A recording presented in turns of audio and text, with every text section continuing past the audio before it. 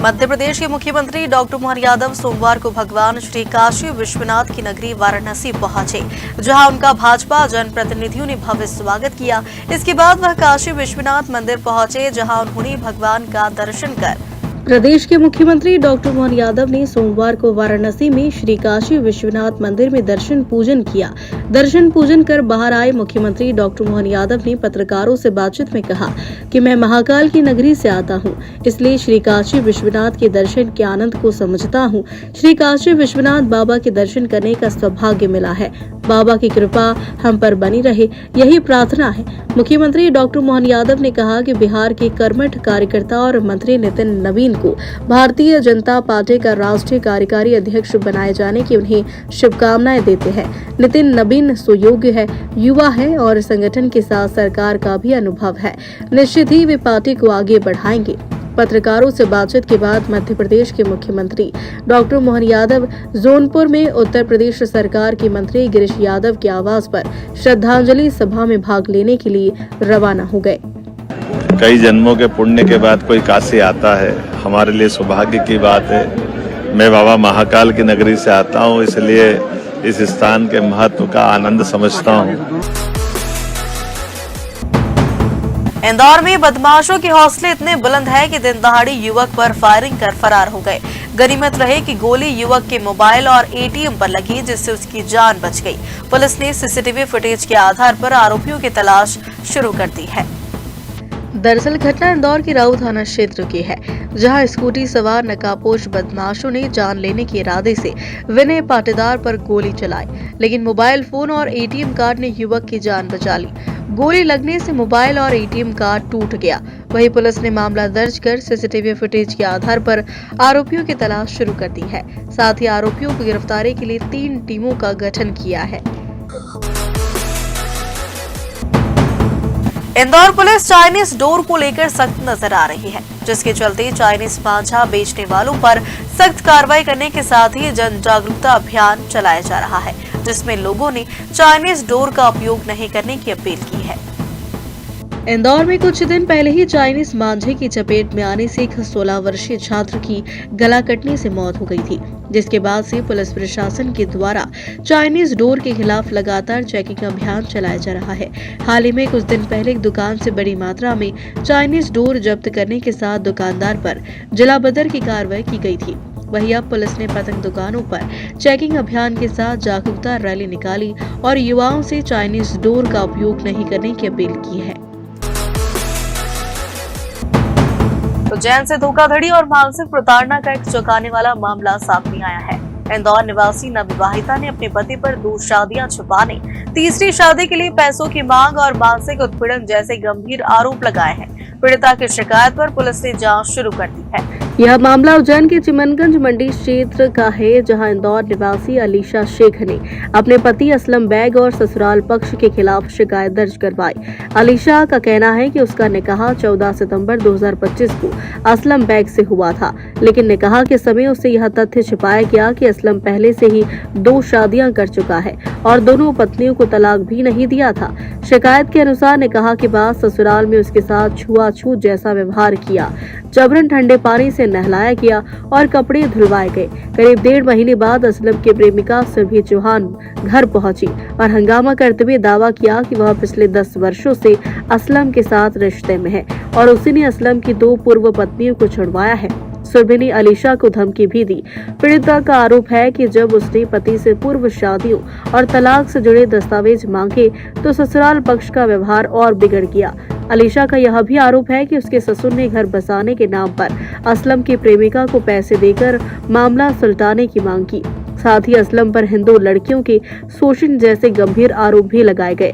मामले में खास बात यह है कि असलम की छोटी बहन मंदसौर में टीआई पद पर पदस्थ है। फिलहाल चिमनगंज मंडी थाना पुलिस ने शिकायत के आधार पर धोखाधड़ी और मानसिक प्रताड़ना की धाराओं में जांच शुरू की। 3 महीने पहले मेरी शादी हुई सितंबर में, 14 सितंबर को।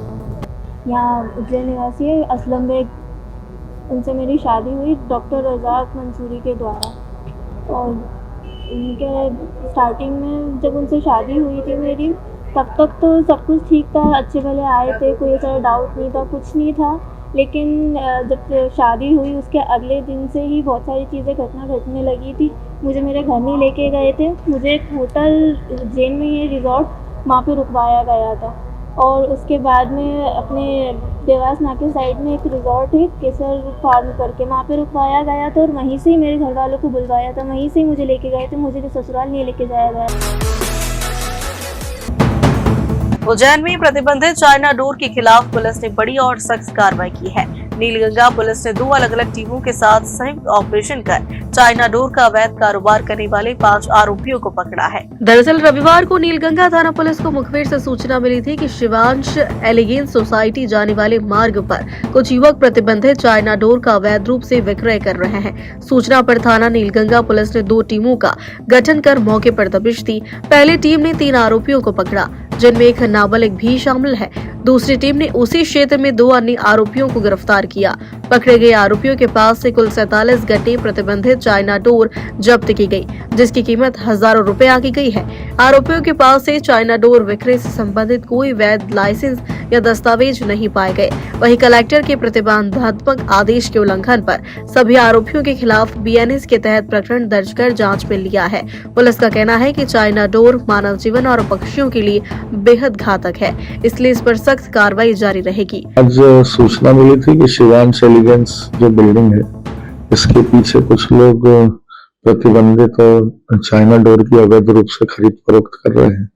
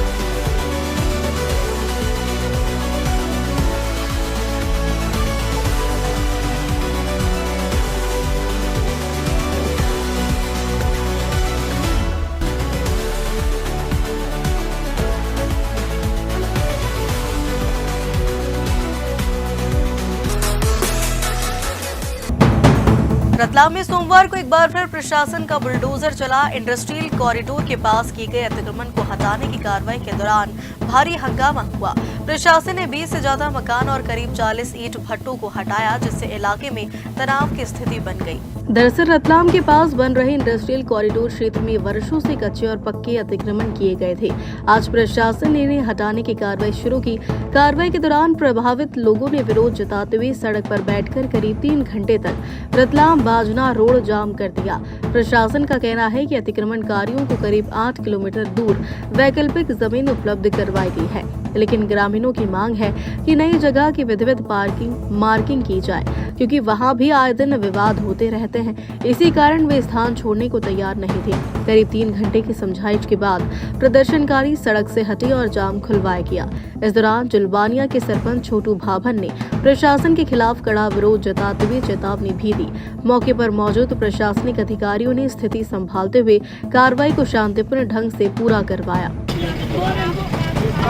मैडम आपने क्या बोला, मैं जवाब दे रही हूँ आपको, बता के आ रहे हैं। उसके बाद आप बोल रहे हैं मैडम मैं बोल रहा हूँ, मैडम मैं बोल रहा हूँ ये नहीं चला पाएंगे फैक्ट्री जब हम विरोध में आएंगे, तो प्रशासन के निगाह में रह के बात।